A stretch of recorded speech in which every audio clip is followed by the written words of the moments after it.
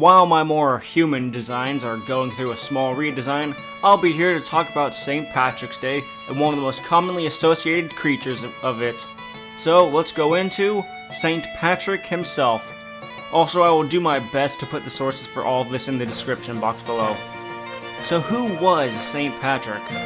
Well, it is commonly believed that he was born Maewyn Sacat, sorry if I mispronounced that. When he was 16, he was kidnapped, enslaved, and brought to Ireland to herd and tend to sheep on the Slemish mountain. Going off of the standards of slavery, this will probably feel like a vacation. Anyways, after 6 years of staying in Ireland and learning Irish, he turned to God, who showed him a dream of a boat that would return to Britain. What an easy escape from slavery. No complex map of safe zones to get to Canada. So, upon returning to Britain, it was said he visited his parents back in Wales, but at least he was now free. So, after escaping Ireland, the country of his enslavement, he returned to Ireland after becoming a bishop in France and getting another dream from God where Ireland was wanting him to return. Feels like it could just be a nightmare about Ireland wanting a slave back, but sure, a dream about Ireland wanting to be converted is just as easy to interpret. And by 423 AD, Ireland was converted to Christianity. Apparently he and his aide said a prayer on their way to Tara, or the Hill of Tara, to stop pagan rituals there. So I'll read it for you for knowledge, not because I want to pad things out. What are you talking about? I arise today through a mighty strength, the invocation of the Trinity, through a belief in the threeness, the confession of the oneness, of the Creator of creation. I arise today through the strength of Christ's birth and his baptism, through the strength of his crucifixion and his burial, through the strength of his resurrection and his ascension, through the strength of his descent for the judgment of doom.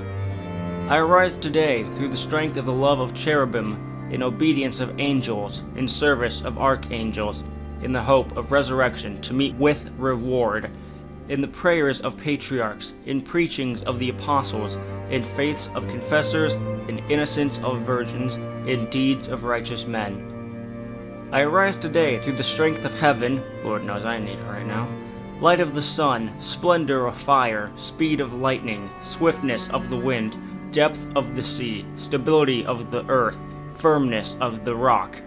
I arise today through God's strength to pilot me, God's might to uphold me, God's wisdom to guide me, God's eye to look before me, God's ear to hear me, God's word to speak for me, God's hand to guard me, God's way to lie before me, God's shield to protect me, God's host to save me from the snares of the devil, from temptations of vices, from everyone who desires me ill, afar and anear, alone or in a multitude.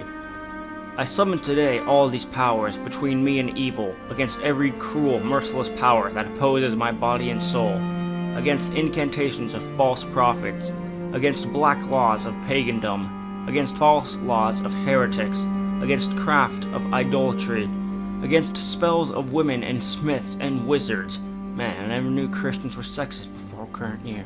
Against every knowledge that corrupts man's body and soul. Christ, shield me today against poison, against burning, against drowning, against wounding, so that reward may come to me in abundance. Christ with me, Christ before me, Christ behind me, Christ in me, Christ beneath me, Christ above me, Christ on my right, Christ on my left, Christ when I lie down, Christ when I sit down, Christ in the heart of every man who thinks of me, Christ in the mouth of every man who speaks of me, Christ in the eye that sees me, Christ in the ear that hears me. I arise today through a might strength, the invocation of the Trinity, through a belief in the threeness, through a confession of the oneness, of the Creator of creation.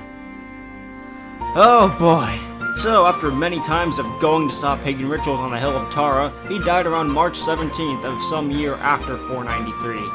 However, the March 17th part is disputed, but is widely believed as of now. And that's why St. Patrick's Day is on March 17th.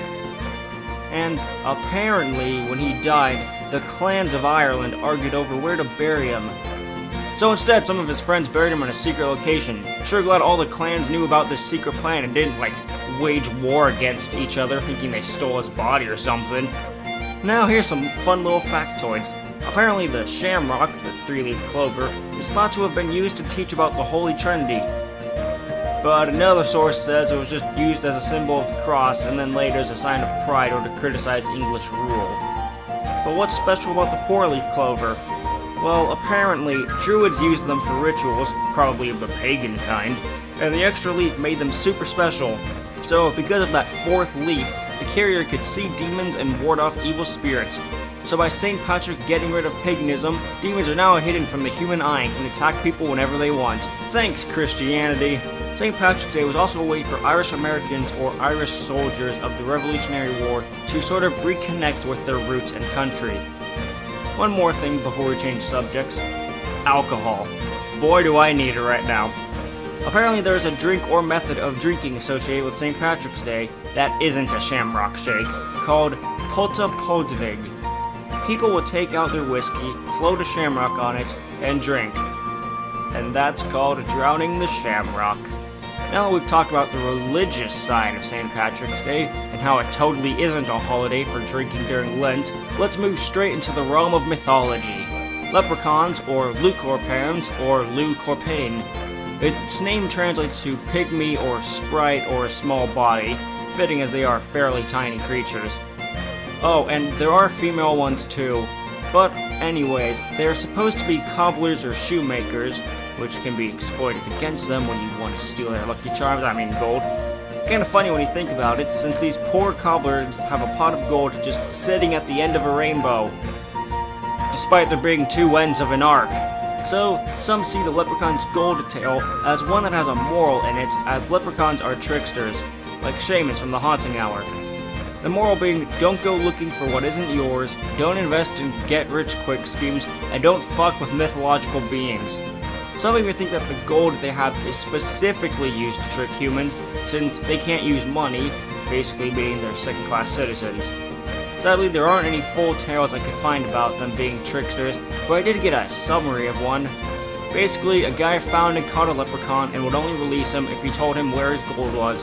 So it did, and the man tied his red scarf around the tree where it was, and made the leprechaun promise to not remove it. So instead of doing that, the leprechaun made every tree have a red scarf tied around it. As stated before, there are apparently female leprechauns, but that's only described in 12th to 15th centuries. Everybody knows it's like the Star Wars books, non-canon. Nah, instead there are no females who lured human men away. The males aren't warriors, they don't live underwater, and they don't have drunken stupid cousins. Instead, the leprechauns might reproduce asexually or deformed fairy children, meaning they should really be agendered instead of male, and they wear green instead of their original red outfits with tri-cornered hats. Yeah, really wish some of those original manuscripts were used for more stories. Imagine tales exploring more into the underwater cities of leprechauns, of warrior males and females who lure away humans for some sort of adventure. You could still have them be tricksters and whatnot. So yeah, to recap leprechauns, they used to have male and females, but Carolyn White decided, nah, screw that. They're possibly deformed fairy children. Their cousins are the drunk, loud mythological creatures, and the leprechauns actually wore red instead of green, and the four-leaf clover was something used by pagan druids and could help ward off spirits, but St. Patrick got rid of pagan rituals and allowed evil spirits to attack man, saying those spirits actually exist. I hope you found this video informative at the least, and if you're over your country's legal drinking age, drink responsibly and have a happy St. Patrick's Day.